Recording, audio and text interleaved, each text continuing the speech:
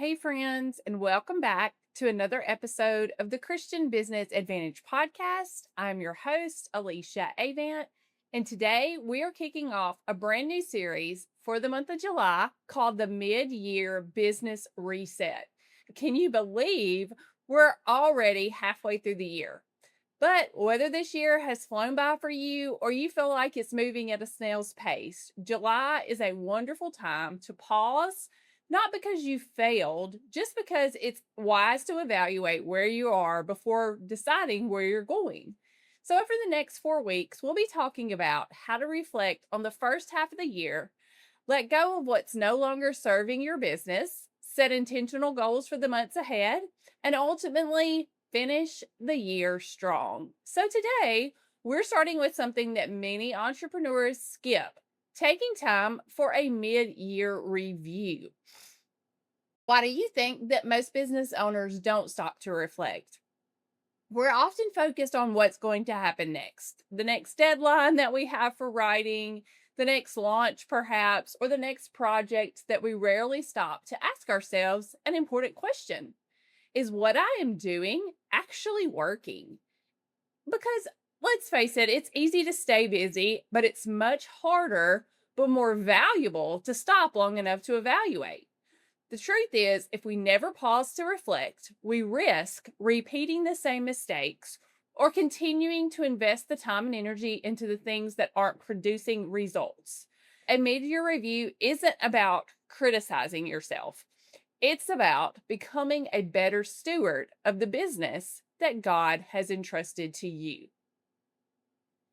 First, let's take the time to celebrate. Celebrate your wins. Before you start looking at what didn't happen, I want to encourage you to begin with gratitude. What has gone well this year? Maybe you launched a new service. Maybe you grew your email list. Maybe you spoke at an event. Maybe you published another book. Or maybe your wins aren't flashy at all. Perhaps you've become more consistent. Maybe you've set healthier boundaries. Maybe you've taken one day a week off. Maybe you've learned to delegate. Those are victories worth celebrating as well. So spend a few minutes writing down every win that you can think of from the first half of the year. Then ask yourself another question. Where have I seen God's faithfulness? Sometimes we're so focused on what's next that we overlook the prayers that God has already answered. Take time to thank Him. Gratitude will give you some perspective, and perspective helps move us forward with confidence instead of discouragement. Then you can go back and revisit the goals that you've set. If you, like many of us, you probably started the year with full of ideas and goals. If you're like me, maybe you set 12-week goals. So I have been doing the 12-week year for years now. So I have set 12-week goals every 12 weeks over the last few years. So over the last 12 weeks, I can look back over those weeks to see if I have reached the goals that I set. Which goals have you completed? Which ones are you making progress on? And which ones no longer make sense for you? Then you even have to ask yourself, were the goals that I made actually aligned with the direction that God was leading me? Sometimes I have to step back and say, these goals have changed, or something has changed to where these don't fit anymore, or this one doesn't fit anymore. And it's okay to change your goals. Not every goal that you originally set still needs to be your goal at the time, because sometimes your circumstances change, sometimes opportunities will shift, or sometimes God will redirect us. And that's not failure, that's wisdom. Your goals should serve your mission, not the other way around. So identify what actually is producing results for you. One of the most valuable exercises that you can do is identify the activities that produce the greatest return on your investment of time, of resources, of energy, of money. And you can do that by asking yourself, which marketing efforts generated the most results for me? What content resonated with my audience? What task energized me? And what's most important even is what consumed a lot of my time but didn't produce any fruit. We often assume that we need to do more, but in reality, we usually need to do more of what actually already works. I have worked with a coach in the past. Her name is Teresa Taylor, and she taught us to master the mundane. And that was honestly, even though it was so simple, it was almost groundbreaking because it was the same task repeated over time that got results. And it was the specific task over and over again consistently that got the best results.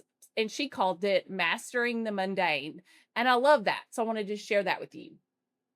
So in reality, we usually need to do more of what already works. And like she had us do, and I also have done for years with the 12-week year, is tracking your efforts. Even if it's a simple spreadsheet or a notebook, it can make a huge difference. So I do that actually in my planner every week, and I track the results or the tasks that I need to master and I need to do weekly or daily or whatever the case may be. And so I encourage you to do that. And if you don't know about the 12-week year, I would love to have you go back and listen to the episodes that I did. I believe it was last year on the concept of the 12-week year with my friend and accountability partner, Trisha. And so I will put the link to those episodes in the show notes. So that's where you begin to track your efforts. And when you know what's working, you can make better decisions moving forward. And then you have to learn from your challenges. Every business owner will face challenges. Maybe you experience a launch that didn't go as planned. Maybe life circumstances interrupted your plans. And instead of viewing those moments as failure, ask yourself, what did you learn from it? What did this experience teach me? Every challenge contains a lesson if we're willing to look for it. Some of my greatest business lessons came from things that didn't go according to plan. And then I could use those to help improve the systems that I have, to communicate more clearly, and to make better decisions. And the goal isn't always perfection. The goal is growth. So you have to decide what deserves more attention. So you've looked at your wins, you've looked at your goals, you've looked at your results and the lessons that you've learned, but ask yourself a final question. What deserves more attention during the second half of the year? Maybe you want to continue to build your email list or start building your email list. Maybe it's finding systems that actually work for you and save you time. Maybe it's spending more time writing your next book. Or maybe it's simply protecting your calendar so that you have more margin. You don't have to improve everything all at once. You need to choose one or two priorities. Focus deeply instead of spreading yourself thin. And often simplicity leads to greater momentum. So as we wrap up today's episode, I want to leave you with this thought. You can't move forward strategically without understanding where you've been. Reflection isn't about living in the past. It's about learning from the past so that you can move forward into the future with greater wisdom, clarity, and confidence. So I encourage you this week to block off just 30 minutes to an hour on your calendar. Grab your planner, your notebook, your favorite beverage, and spend some time intentionally reviewing the first half of your year. Celebrate what God has done and learn from what didn't go as planned. And begin preparing your heart and your business for what's ahead. Next week, we're going to talk about something that can be surprisingly freeing, what to stop doing in your business. Because sometimes the best way to move forward isn't adding more to your plate, it's taking a few things off of it. So if today's episode encouraged you, I'd love for you to subscribe to the podcast and share it with someone else who could use a mid-year reset.